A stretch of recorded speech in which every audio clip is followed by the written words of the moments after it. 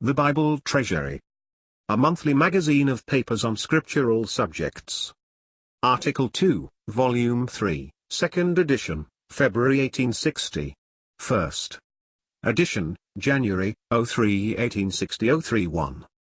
Psalm 77 verses 13 and 19. A few words on the twofold way of God brought before us in this psalm. His way is in the sanctuary, and his way is in the sea. Now there is a great difference between these two things. First of all, God's way is in the sanctuary, where all is light, all is clear. There is no mistake there. There is nothing, in the least degree, that is a harass to the spirit. On the contrary, it is when the poor troubled one enters into the sanctuary, and views things there in the light of God, that he sees the end of all else, everything that is entangled, the end of which he cannot find on the earth. We have the same thing in Psalm 73 verse 11. When I thought to know this, it was too painful for me, until I went into the sanctuary of God, then understood I their end. That is, in the sanctuary of God, everything is understood, no matter how difficult, and trying, and painful, as regards ourselves or others. When we once enter there, we are in the place of God's light, and God's love, and then, whatever the difficulty may be, we understand all about it.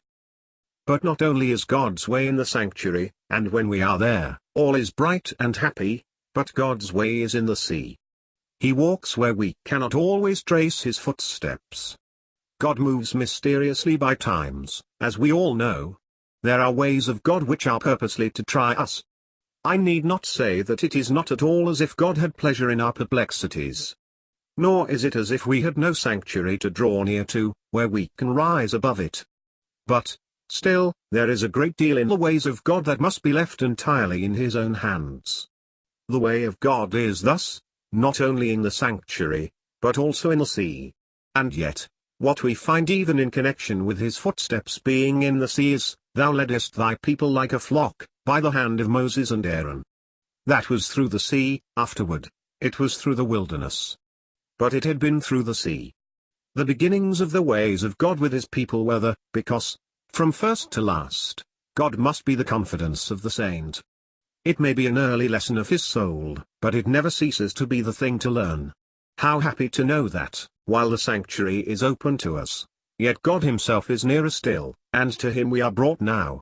As it is said, 1 Peter 3, Christ also hath once suffered for sins, the just for the unjust, to bring us to God. This is a most precious thing, because there we are in the sanctuary at once, and brought to God himself. And I am bold to say, that heaven itself would be but a small matter, if it were not to God that we are brought. It is better than any freedom from trial, better than any blessing, to be in the presence of the one we belong to, who is himself the source of all blessing and joy. That we are brought to him now is infinitely precious. There we are in the sanctuary brought to God. But still, there are other ways of God outside the sanctuary, in the sea. And there we often find ourselves at a loss. If we are occupied with the sea itself, and with trying to scan God's footsteps there, then they are not known. But confidence in God himself is always the strength of faith. May the Lord grant us increasing simplicity and quietness in the midst of all that we pass through, for his name's sake.